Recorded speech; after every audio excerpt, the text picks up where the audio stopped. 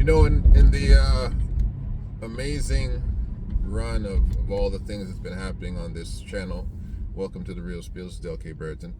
I've left my basketball people, a little bit hungry for my basketball insight because I wasn't talking about the doggone NBA. But as time turns around and things come back to fruition, I could have some conversations about basketball right now. So let me bring up a couple of things. Number one, we like to mourn with Magic Johnson. Apparently Magic has lost his father, and Irvin Johnson Sr. So, Magic, our heart is with you. Magic will always be, although, Michael's the GOAT, Magic will always be my number one because of the big point guard. I always desired to be Magic. I mean, nobody can be Mike, but we can imagine to be Magic. And I always want to be the big guard dribbling the ball. So those who grew up playing ball with me, they know this guy never went in the post.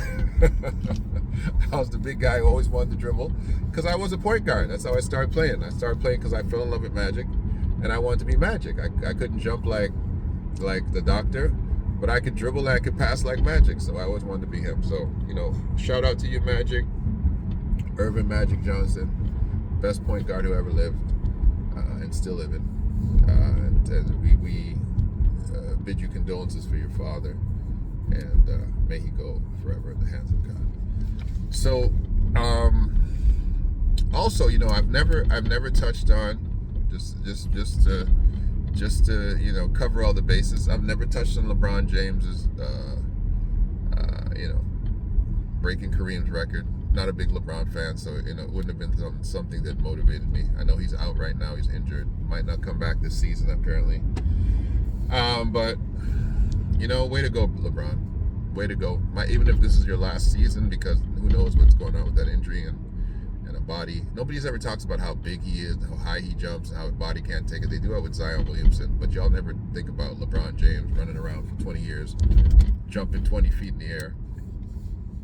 But if this is it, King, you did a good job. Those Lakers suck, and that bubble win, we don't count it. But we don't count that bubble ring, baby. We don't count the bubble ring. But you know what? It's part of your legacy, man. Who can take it away from you? All right. Love to see what Bronny has in store. Let's see if Bronny can be the prince and follow in the footsteps of his dad. I don't think he got quite the dog in him, but we'll see what happens. I think the other boy might be better. Now, last but not least, Ja Morant. And the Colorado police deciding that they're not going to charge Ja Morant. And, I've already spoken on this, and I've already talked about why all of a sudden a black man having a gun in America is a crime or a problem. But I've already had that spiel. I'm not going to try to do it again. It's just it's just tragic to how we acquaint failure in black people as things that white people determine as success. And all of a sudden, Ja's going through everything in the world because he had a gun in his hand, and he's got to go and do sensitivity training, I'm sure, somewhere, and deal with his stress and all these other things. And Ja's into this negative cycle, and he's got a bad father, he's got bad people around him, all this kind of stuff. And of course, you got the Shannon Sharps, the Negro catchers, the media Negro catchers running around there, saying all this stuff, and it's just a joke. It's just a joke. It's just unfortunate, man. It's unfortunate. Brothers walking around with a braid up, so therefore he must be a criminal. Right. He's a multi-millionaire making $200 million, but something must be wrong with him, right? Because he's got a gun in his hand and niggas aren't around. And I'm sorry, black people are I said on purpose, are not allowed to have weapons because we're dangerous. Dope. Destroying. It's not destroying. It's discovering our people's ethnicity, or destroying our people's enemies. Whatever you want. The enemies to our people are the ideologies that they put in our mind to make us think that we are the enemy. Like that one? Can I drop it like that? Yeah. So, to our basketball folks, I just like to say, there ain't really good to look. Ain't nothing to look forward to this year in basketball. I mean, come on. They want to give Jokic. I don't know if you're supposed to say his name, J, or not say the J. I'm so used to, these this J word being different syllables and sounds. But are they giving him another MVP? Right? Or was Kendrick Perkins right that they're only giving this guy MVPs because he's white? Hey Kendrick, that was interesting. That was an interesting statement. JJ Redick took great exception with that statement. I love great JJ Redick. I like how articulate he is. He's very articulate, very insightful. I like listening to him talk, to be honest with you. He's a very good commentator. I think he's smarter than the people on his shows, on the show he's on the show with, to be honest with you. They got him pandering to idiots like Stephen A. Smith and all these other dummies. But he's smarter than them, you can tell. Much more insightful. Kendrick Perkins said some foolishness. And that'll make him wrong. Hey Kendrick, that'll make you wrong, baby. Listen here. They trying to give a guy who got no rings 3 MVPs in a row. Well, at the same time, they were making Russell Westbrook the scapegoat for everybody when Russell was hit you with 3 triple-double seasons in a row. They didn't do that. They didn't double up Russell. Russell did the damn near impossible. Come on, man. So Kendrick just said what all of us are thinking. I ain't mad at you, Kendrick. You a country Bama and you don't got anything good to say half the time about us, but this one you might have got right. You might have got right. Although I did like how JJ Redick came for you. I did like that. But there's nothing to watch in today's NBA. There's nothing to watch. Zion Williamson, he's out again. Now Ja's out. LeBron's out. What are you really watching? What is there to watch? What are we really? This guy doesn't know this is a two-way. This is a two-lane. This guy, dummy. What is there to watch when all of these greats are either like broken or on the other side of their career like LeBron is? What's there to watch? The NBA is excuse me, pardon me for yawning in front of you.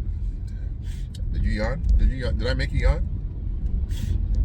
Oh, you're not entertained. The NBA is really turning into a subpar basketball league. It really is. It's really turning. I mean, isn't KD? KD's injured too. I mean, what the heck are we watching? Like, what are you running around? I'm enjoying college basketball right now. It's March Madness is here, basically. They're right here. So I'm enjoying 24 hours of basketball, watching basketball, college basketball. It's getting very, very exciting, and I look forward to it. I got to be able to bring my my thingy to work so I can watch those games. Yeah, just thinking out loud. But college basketball is much more entertaining than NBA basketball. Look out for a guy named Kobe Brown, 6'8", 250. Not bad at all. Look out for him. It's a bad man out there. But yeah, I don't know what we're sitting around watching. I don't know what people are watching. The Raptors ain't really worth watching. And yeah, I mean, and also since this whole Kyrie thing, and I used to love watching Shaq and Charles Barkley and Kenny and Ernie. I don't know why I'm yawning. I'm sorry. I apologize. Sorry, I'm just putting y'all to sleep probably. But I used to love watching them, and now I can't stand listening to them. It just annoys me to tears. I can't listen to those guys at all. Can't listen. Not listenable. But what you can do is you can get the merch. Shameless advertisement. I'm gonna put it in the link down how you're going to be able to order the merch after this video pops up. Get back at me. Tell me what you think about the NBA season for those who have gone back to watching it. And I mean, I went back, but I'm not all the way back. I'm honestly not all the way back. People are like, who's your team? I mean, I always go for my own city. I rep for the Raptors. I'm a Toronto boy. You know, I'm going to rep for my own team, but you know, we know what that means. Raptors ain't really doing nothing right now, but you know, there's always hope. I know that a lot of people are, you know, going from Milwaukee and Boston on the eastern side. Philly definitely in the hunt. They always got a shooter's chance. They got some MVP caliber guys on their team. And we were thinking that Phoenix is now a threat, but now KD is down apparently. And like, how did that trade happen though? Like, how did they get KD for nothing? I don't understand that. That didn't make no doggone sense to me. And Kyrie out there with Luka, that's to me, that's your dark horse in the West. I wouldn't bet against Kyrie and Luka Doncic in the playoffs for any reason, buddy. You would not catch me betting against that duo for any reason in the playoffs. Those are two men you don't want to meet in the playoffs. All right, you heard it here first. NBA championship, Dallas Mavericks. Called it. Dallas Mavericks.